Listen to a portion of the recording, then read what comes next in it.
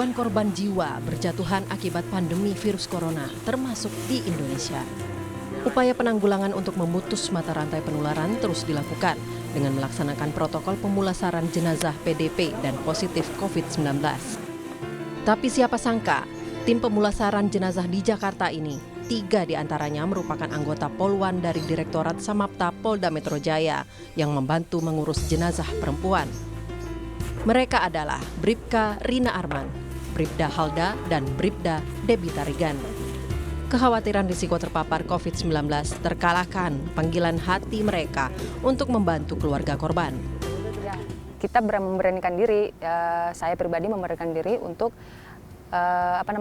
menunjuk tangan sama Pak Dir kalau saya bersedia. Terus itu Pak Dir tanya, ini resikonya seperti ini, apakah bersedia? Dan ini sukarela ya, tanpa paksaan, siap, dan saya bersedia. Terus tidak lama kemudian 2 rekan saya, 2 junior, saya ikut angkat tangan juga gitu, saya bersedia. Dan akhirnya yang pada saat pembentukan tim pemulasaran jenazah COVID khusus wanita, itu hanya kami bertiga, Mbak. Rasa prihatin pada korban COVID-19 yang meninggal menjadi alasan anggota Polwan lainnya, Bribda Halda yang ikut terjun sebagai tim pemulasaran jenazah. Cara mengkafankan jenazah itu kan dimandikan, ngajikan, dibaca yasin, keluarga datang semua ke rumah ikut mendoakan. Secara layak dikafankan, tapi ini tuh enggak gitu. Jadi kok beda gitu ya, ini kok menyedihkan menurut saya kan, yang seharusnya keluarganya ikut hadir dalam ini semua, tapi ini nggak ada, keluarganya nggak bisa lihat, keluarganya nggak bisa nyaksiin untuk yang terakhir kalinya. Bahkan sampai biasanya kalau orang meninggal itu kan bajunya dibuka, ini sampai semua bajunya dibungkus menggunakan kain kafan, menggunakan plastik, dan itu pun tidak dimandikannya secara tayamum. Dukungan keluarga jadi penyemangat kala rasa letih dan takut menyerang. Semangat bertugas ketika Polwan ini dilandaskan harapan untuk memulihkan ibu kota dari dampak negatif virus corona. Jadi pas menepuk tangan baru kenal mama aku gabung dalam Satgas ini ya. Langsung, gitu kan. Kamu orang pada ngindarin kok kamu malah nyamperin gitu kan. Terus ya tapi kan ini tugas, aku juga pengen tahu gimana sih pemulasaran itu gitu kan. Terus kata mama, ya udah yang penting jaga diri aja, kamu yang benar, kalau emang tugas jangan ogah-ogahan nanti kalau udah masuk gitu. Yang penting yang benar aja tugasnya gitu, itu pesan mama sih, jaga kesehatan gitu. Tiba-tiba menginformasikan ke orang tua kalau saya ini ikut tim pemulasaran mah gitu. Ya orang tua shock dong, kaget sampai nangis gitu kan. Kok bisa, ayo keluar, jangan sampai kamu kena gitu.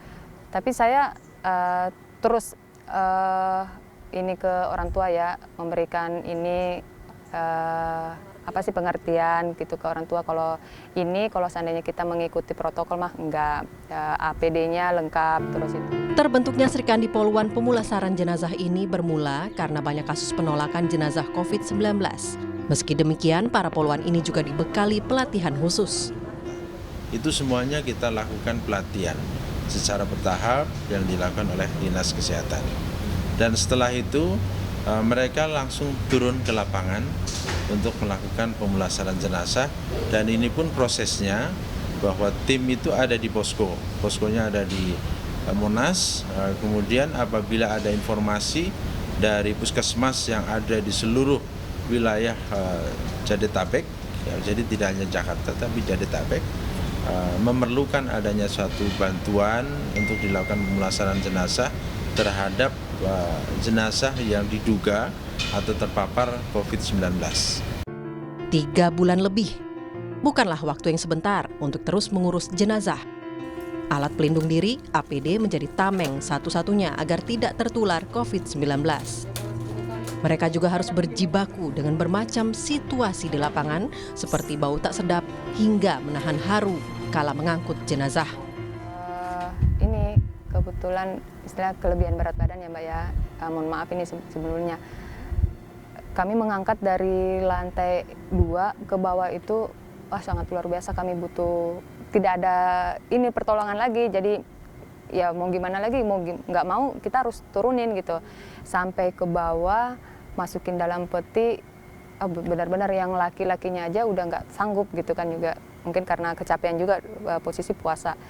Di situ kayak mau pingsan Mbak gitu rasanya, mau pingsan. Ya pasti namanya kalau kita berhadapan langsung nih sama COVID pasti kita ada rasa takutnya kan. Cuman ya itu lagi balik gitu, ya percaya diri, percaya kita udah ngikutin protokol kesehatan, kita udah ngikutin SOP kesehatan juga, jadi yakinin diri aja, hidup bersih, ikuti semua anjuran pemerintah, gitu aja sih Mbak, sama yakin sama diri sendiri kan. Kita tuh kadang kalau kita nggak yakin kita bisa kena gitu, tapi kalau kita yakin kita nggak, karena kita nggak bakal kena gitu. Satu harapan dari mereka yang sudah rela bertaruh nyawa, masyarakat mematuhi protokol kesehatan agar pandemi ini segera berakhir. Kapan sih Indonesia seperti ini mau sembuh kalau kayak seperti ini terus Mbak gitu kan. Ayo kita kerjasama untuk melawan COVID ini, ikuti anjuran pemerintah.